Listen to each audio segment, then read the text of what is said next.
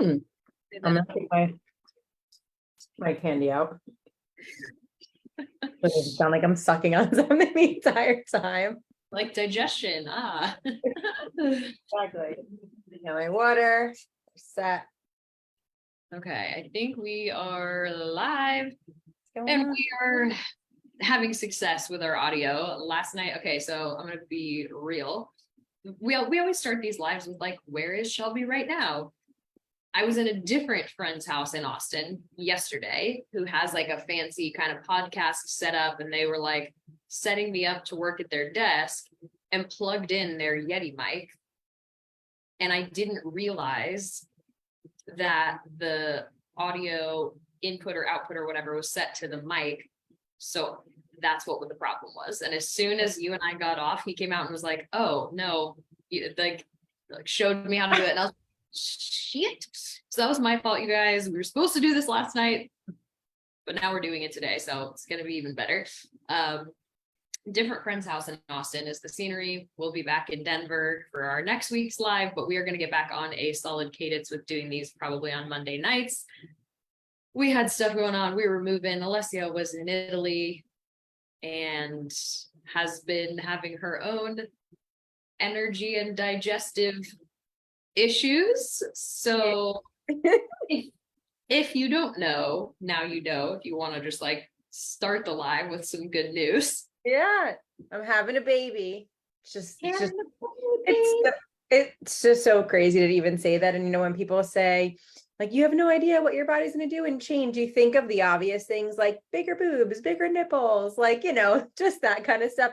Belly, not the things that I was experiencing. And I think, I don't even know if I told you this, Shelby, too, but I ended up having thrush, which I still have. Yeah. But, you know, I think as women, we're so like, this is normal, or like power through. And I'm like, yeah, no, it's fine. It's normal. And then I was like, and we're going to talk about this today, how your body competes with you in so many ways. And we have to just get really good at listening to it without overreacting, obviously. But we're going to talk about gut health today. So yeah, that's what's been going on. So thanks. So some good news, but Alessia's digestion is not ideal. Yeah, exactly. Yeah, no, I mean, this conversation for me really came out of two different conversations that I had. One of them being with someone in this community. We had such a good conversation where she was talking about some hormone issues and some gut issues. And then another conversation where I was talking to a new friend in Denver and her boyfriend, and he was telling me like, oh yeah, I have all these gut issues, like I have IBS, I have IBD, whatever. And I was like, yeah, you know, those aren't really actually diagnoses. That's just kind of like an umbrella term of symptoms, but that doesn't tell us about the root cause. And he's like, yeah, I should probably get all this expensive testing done and go to a specialist and all of this stuff. And I was like, okay, pause, tell me what's going on. And also let's talk about like some things you may not be considering before you go spend thousands of dollars on testing. I think there is a massive misunderstanding about how involved your gut is in everything and how everything impacts your gut as well, and how much of a connection there is between your gut and your brain and your stress hormones in your brain and your sex hormones in your brain and like your gut and all of those things being intricately connected. So I think a lot of times we think, oh, food sensitivities need expensive testing. I think we've had plenty of clients come to us saying like, oh, I have IBS, I have all these food sensitivities. And when we actually kind of dial things in with them and work on specific things that impacts gut health that maybe they weren't thinking impacted gut health, their gut health improves and their digestion improves. And the reason that this is so important is not just because we want you pooping every day, but because there's a ton of ways that your gut health impacts your overall health. So that's what we're going to talk about today. And we're, like I said, we're probably going to make this into a 2 or at least part series like we did with the hormones. Just because there is so much to go over here. And I've done some digestion content in the past, but this has just been such a topic of conversation recently with a lot of people that I'm speaking to. And so I was like, okay, clearly we need to revamp and bring back the gut health content. Yeah. And I think too, I like what you said about, it's not just about going to the bathroom. I think when people think gut health, they think, oh, well, my digestion seems to be okay because I'm not having pain or bloating. But if you're not going to the bathroom, and we're going to talk about like, I have like a checklist of things that you should look for to make sure that your gut health is And if it's not, it doesn't mean that you are broken or that you're doomed. Our body is really, really smart, but there's things that you can look for to make sure that you're doing the right things in place. And also to be, again, learning how your body is going to talk to you in a variety of ways. So first thing I want to talk about is what is our gut? So you might have heard like gut health, microbiome, you hear these words. I want to try to keep it simple because it is a very intricate system, but for the sake of time and like some of the other things that I want to get into, I'm going to keep it really simple. With our gut is basically a series of organs that it starts from our mouth. Actually, again, a lot of people think that it's just kind of in our belly area, but your gut starts from your mouth all the way down to your booty, like where your waste is going to come out of. So it's a series of organs from your mouth all the way down to your butt that basically aids in the digestion process.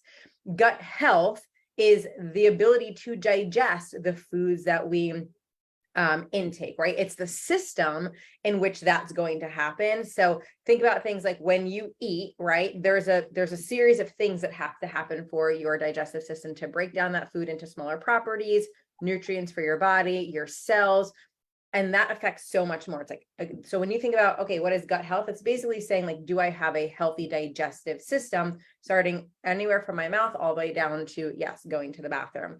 That includes your gut microbiome, which is a collection of microorganisms that's in the trillions, okay, of viruses and good bacteria and bad bacteria. And again, all of these things that essentially are very, very important to the way that our body functions every single day. And it plays a huge, huge role in your health. Like Shelby said, all the way to, you wouldn't think that it might affect like your mental health and your serotonin levels and your hormone health and all these other things, but it does. So it goes well beyond like, am I pooping every day? Or like, I'm burping or my fart smell. Those can be indicators that your gut health, there might be an imbalance, but it's not just that. So again, kind of just like a very high level of what it is. So why is this important to be aware of or kind of acknowledge? It sort of means that everything else in your body is working properly. Now, not to say there can't be isolated situations where you have health issues that aren't related to it, but if your gut is working properly, chances are it's sending the signals to other parts of your body to also work properly. And if it's not working properly, that's when you're left with some of these symptoms. Some of them might be very obvious in the beginning, like smelly farts, right? Things like that. Some of them might not be so much. It's important because your digestive system is what breaks down our food. So if food can't be broken down, where is our body expected to get the nutrients from? On the flip side of that, and then I won't keep talking if you want to interrupt me or chime in. Go ahead. I was gonna say one of the like most, I don't know, something that just stuck with me that I heard was like, you are not what you eat. We hear that all the time. Like, you are what you eat. It's like, no, you are what you absorb. So if you can't properly digest your food, you cannot absorb the nutrients from that food, right? So we have to remember that. It's like, you could be like, oh, I'm eating healthy, whatever. But if you have, overgrowth or leaky gut or parasites or whatever, and you're not properly or you're just eating on the fly all the time, not giving your body properly time to digest, you're not getting the nutrients from this healthy food that you think that you're consuming. You're just not absorbing those nutrients. Nutrient deficiencies lead to inability to create hormones. We talked about that on our hormone live, right? So it really is very interconnected, and it's not simply just about like, oh, I'll probably be bloated if I eat this, but like, who cares? It's like, well, your body's going to look different from when you wake up first thing in the morning, completely empty and fasted, to when you have your last meal at night. Like, some level of change to your fullness is normal, but that like chronic bloating, the chronic constipation, like all of these things that we're going to talk about, it might seem like, yeah, it's just annoying and I don't really feel great. It's like kind of impacting my energy, and I can't wear a crop top, but like, who cares? But really it's on a cellular level that's impacting a lot of what you do. Yeah, exactly. And again, I'm going to kind of give you guys a checklist that you can ask yourself of like, oh, am I experiencing any of these symptoms? And like she said, there's a difference in being chronically bloated or just being bloated after like, oh yeah, I smashed like 11 beers yesterday. I wonder why I'm bloated. Like, yes, right. Yeah, like, are you gluten intolerant, or did you eat an entire pizza in one sitting?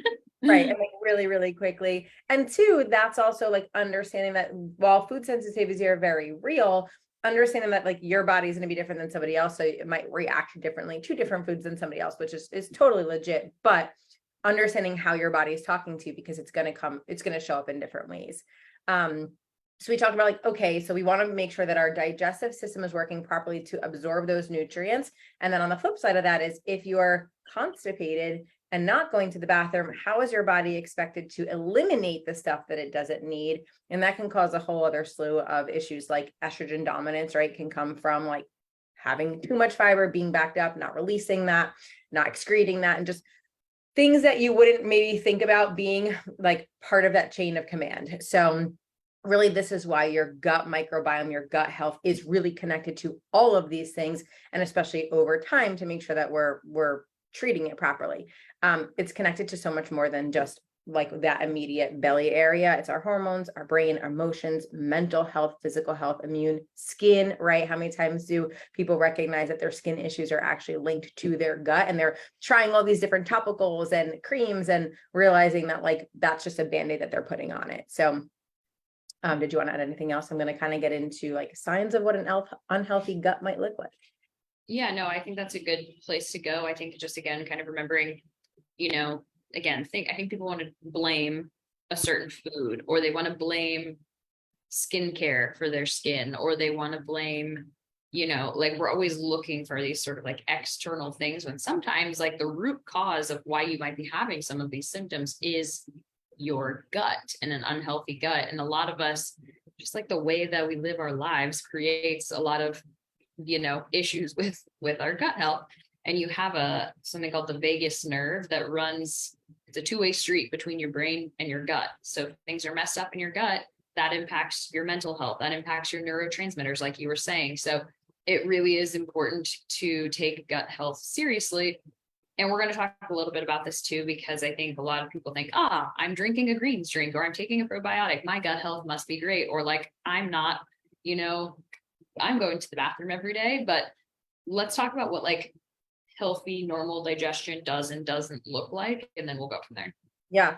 There was something that you said too. It's like, if you guys have ever heard the term, your gut is your second brain, or like your gut is like the mother of your body. That's why, is because it all kind of starts here. So if you're experiencing mood swings, and I mean, I know for me, if I have too much sugar, and especially refined sugar, I actually go into like a mini state of like sadness, and I can feel that. Some people get it with alcohol, right? Like, so it's little things like that that you can start to pick up when you isolate those sort of foods and realize like, oh, when I eat this, this is the result that I get. So a couple things you're going to look for, and some of them might sound obvious, and other ones you might be like, I didn't know that, because I didn't either.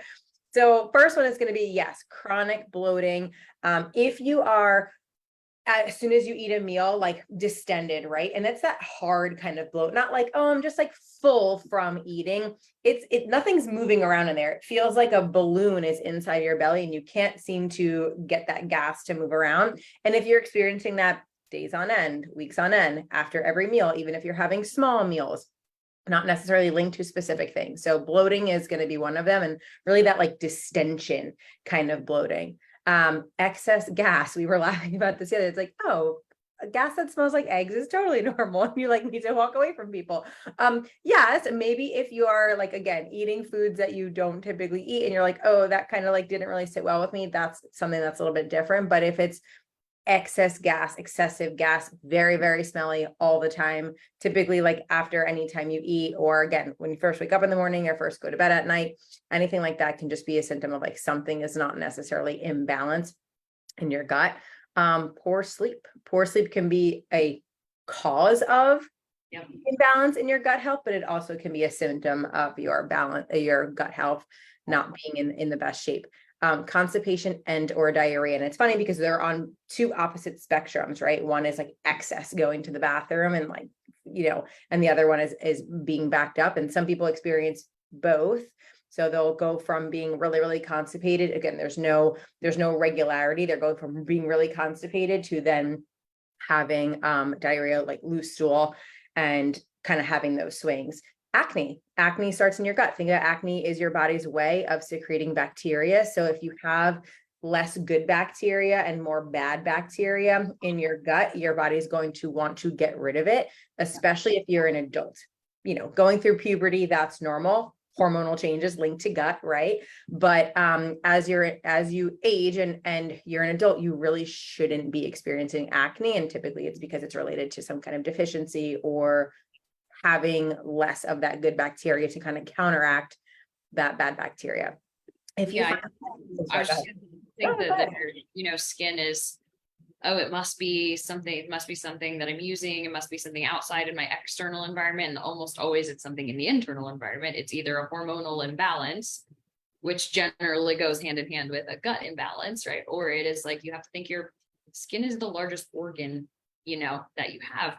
If you're not excreting the toxins and things that you need to be excreting because you're constipated and you're not digesting and things aren't getting, moved the way that they're supposed to, your body's going to try to detox that in some other way. Things come out through your skin, right? So remember that like, acne isn't always necessarily like we need to go to a dermatologist. Sometimes it's like we need to examine your hormone and gut health, and that actually might solve a lot of our problems. Yeah. Even having dull skin can be a symptom of it too, because if you're not absorbing those nutrients that brighten your skin. Do you ever look at somebody who they just look healthy and hydrated and youthful? If your skin is dull, that can be a sign as well, is that you're just not absorbing as many nutrients as you think you are, even if you're like, I eat healthy and I'm drinking a lot of water. Immunity, if you always feel like you're getting sick. Yes. So big part of our immune system lives in our gut microbiome. So if there's an imbalance there, your body, think about all of the good bacteria and viruses, and we're born with essentially every antibody that we could possibly need to fight off viruses. But if your body's not functioning properly in that area, then it can't do it as good as a job as it normally would. So it might not be like, yeah, I have to just take more vitamin C. It's that something actually is going on a little. It's the root cause, right? That's the whole thing with the gut microbiome and just your gut in general. So usually it's the root cause of something that then leads to these other symptoms.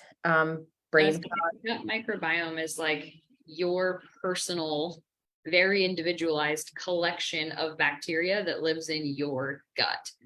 And oftentimes what happens is we're not getting enough good bacteria and we're getting too much bad bacteria, and we get this overgrowth. And again, another reason that we get this overgrowth, I don't want to get too detailed in it on this part one, but is things like low stomach acid.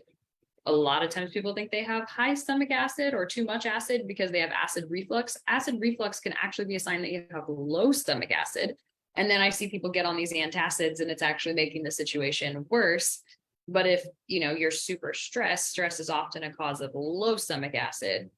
And so then it can lead to this whole, that's, the stress and the lack of sleep being the root cause of everything here. We can see that downstream trickling effect into everything. And then if you don't have enough stomach acid, you don't absorb your nutrients. And then again, you end up with this dysbiosis, this dysregulated good and bad bacteria situation. And, it impacts your skin, it impacts your mood, it impacts your immune system, which is largely housed in your gut. So it's really important. Yeah. That's pretty much what I was experiencing with even having the thrush. Was I was having a lot of acid reflux, and then my doctor kept recommending Pepsid-AC, and I was like, I'm not taking it. I know what's going to happen if I take it. And even without taking it, I think I took it one day. Even without taking it, I still ended up having a situation where my stomach acids were so low, and now I'm creating more bacteria. It's been fun. It's been a good time. It's perfect time to talk about this. No gag reflux. So again, some people, I mean, you could probably be a little bit perverted and laugh about this, but some people naturally have it. Typically, if you don't have a gag reflux, I'm saying you can shove your toothbrush all the way back there and nothing happens. It usually means that there's a little bit of an imbalance in your gut as well. Having excess bacteria on your tongue, having a very, very, very white tongue.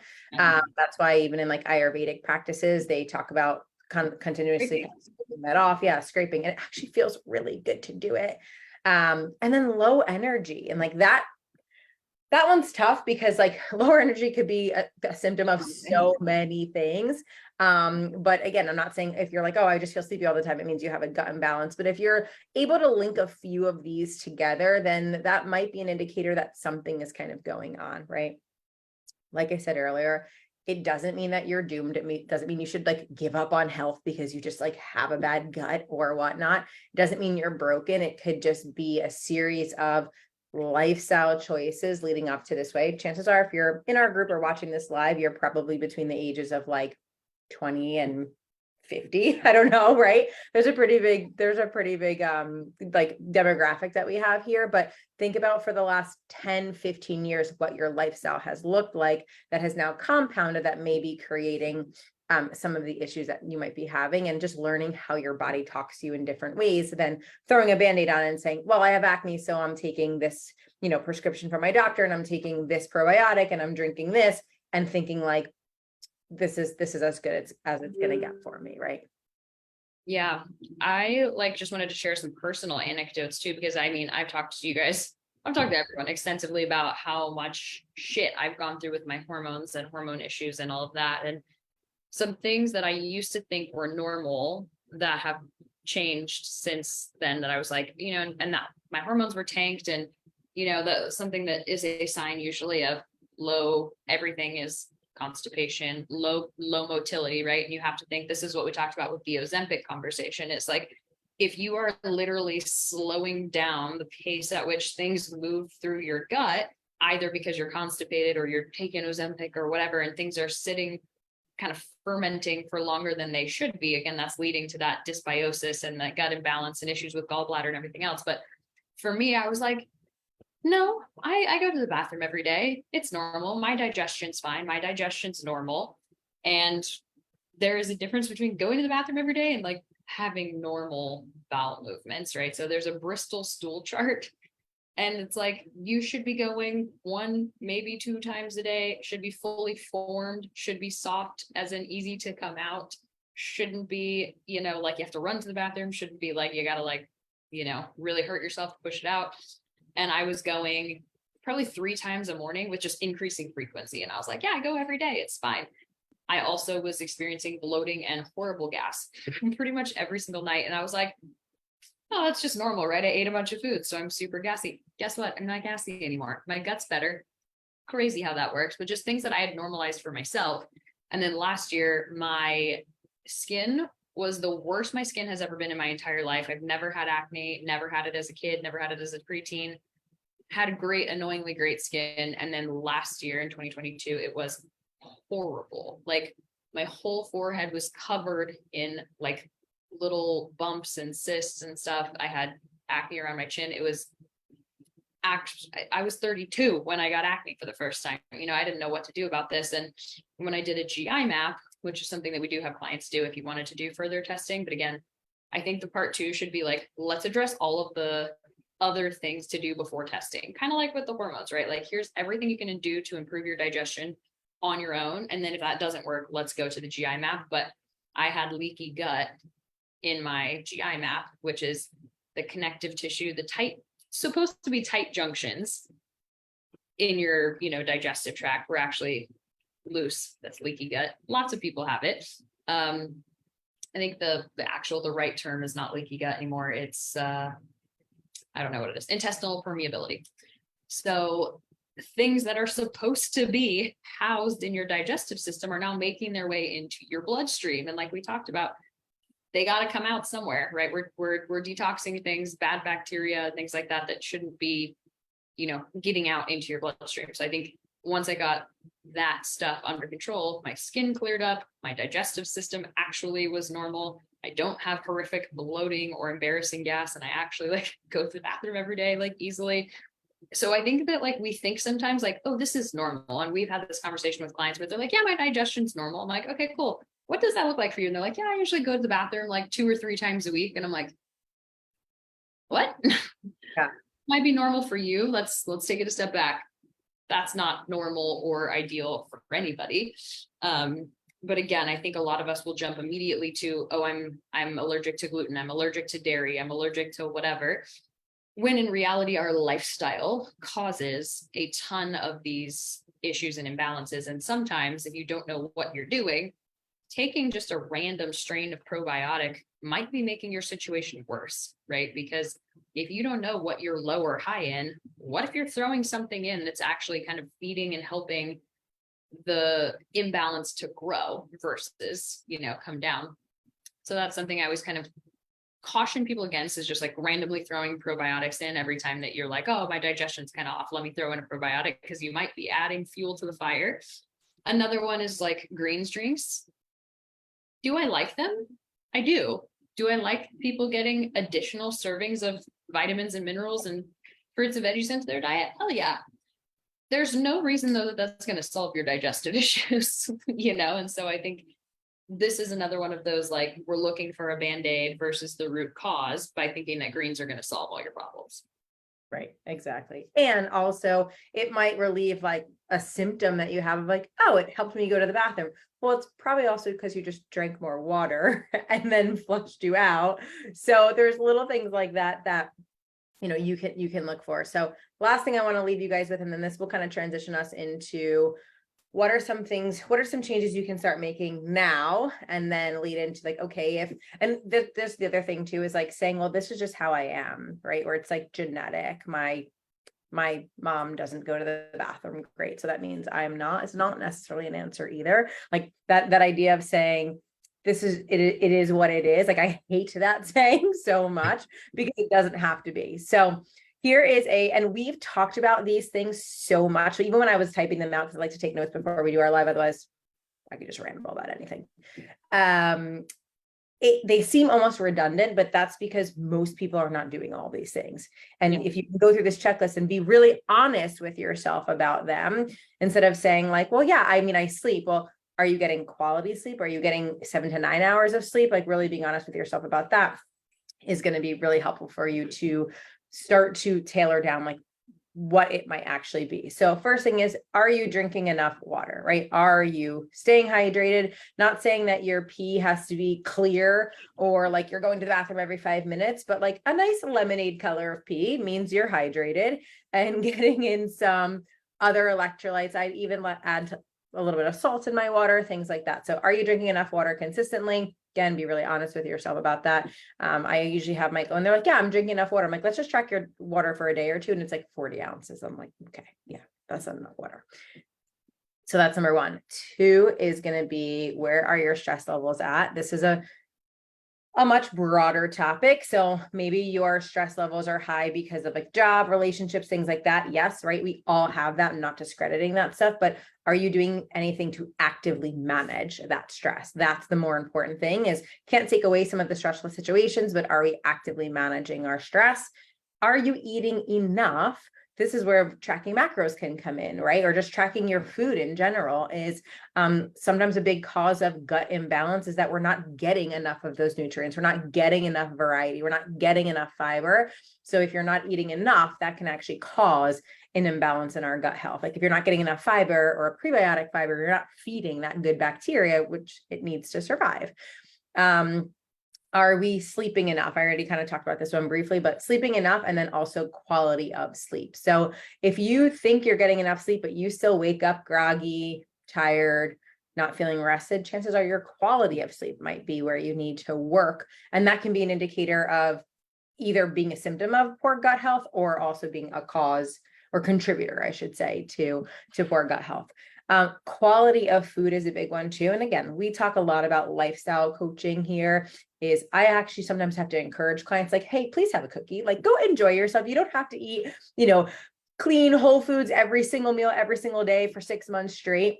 But on the flip side of that is like, is 80 to 90% of your foods coming from whole foods? Because those more processed ones, those foods that are higher in sugar, those are the things that are going to feed that imbalance.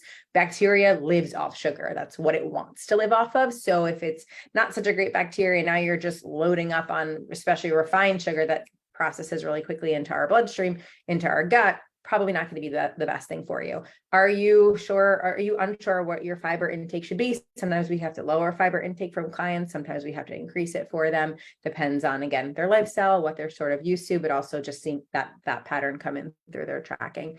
I like to think of like, your like not so great foods for you, or like that like friend from college that you're like, yeah, like I still want to hang out with her, but she's like a little bit toxic, so I don't hang out with her as much. And every time she calls me, it's like, they're just not serving me in the way that they used to serve me. So like, yes, I'm not saying don't have a cookie or like a potato chip or whatnot, but when you start to realize like, I actually don't feel so good when I eat these foods, it's gonna almost propel you to want to just eat a little bit better from a quality of food perspective. And are you moving your body? Doesn't mean you have to like now all of a sudden join a gym and work out 7 days a week. But like when we were in Italy, I knew that was going to be, I knew we were going to walk a lot. And then we ended up renting a car and I could feel everything just slow down and my energy levels were starting to slow down. And then I felt very sleepy all the time. And my dad and my husband, who think they like know everything, were like, well, you need to just rest more. And I was like, no, I need to move. That's what needs to happen. And I would just go for a walk by myself. And you guys, again, I'm not saying it's this like end all be all, but just being able to move my body, things started to move again. I wasn't constipated. My energy levels were coming back. I was feeling better. I had more energy. So are you moving your body every single day in some way for like 30 to 40 minutes, consecutively? Notice how this checklist doesn't include like, are you taking supplements or are you doing a greens drink or are you doing probiotics? Because these are the lifestyle things that you want to be really honest with yourself first before then you maybe seek out other options or again, other causes or symptoms that you might be having. When you know better, you're going to do better with that information. So when you know, like, okay, I'm not actually getting as much sleep as I thought, and now I can make that change, you might start to see some of these other symptoms get a little like diminish a little bit or just improve a little bit more. So that's what I have for you guys today. Shelly, did you want to add anything? Yeah, I was going to kind of go back to your hydration thing because you mentioned, sodium. And I think that's another thing that people don't pay attention to is maybe electrolyte balance.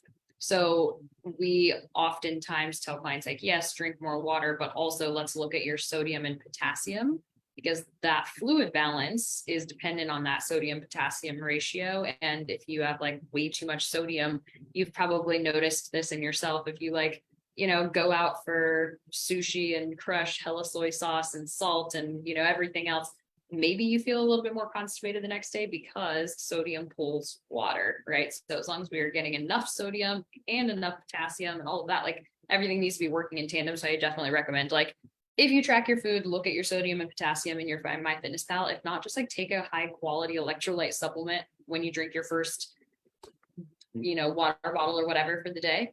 And then another thing we were talking about processed foods is not just like, bad bacteria feed on it, but like things that are highly processed are also highly inflammatory for your body.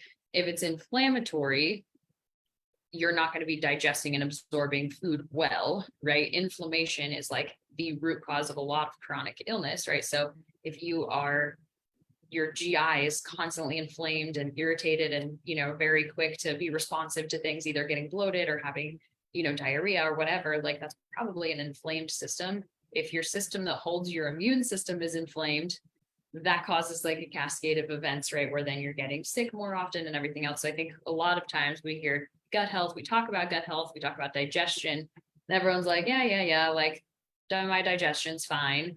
But it's really a lot more complex than that.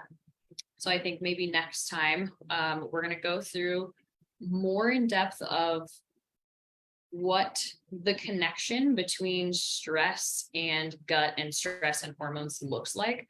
We've talked about some of this in some of our previous like hormone lives. And I'm sure you guys know like, oh, like stress hormone is bad for me. And that might be why I have belly fat. It's like, maybe, but let's talk about the actual mechanisms of like what stress even is on your body, right? It's not just like, I have a deadline, I'm kind of worried about it. It's like all the other things, how that stress from a physiological standpoint, your body is responding to and how that might be impacting your gut health as well. So next time we'll go a little bit more in depth again on like the stress gut connection, and then also just like how to optimize the way that you eat, which does have to do with stress. So we can kind of go into it a little bit more in depth.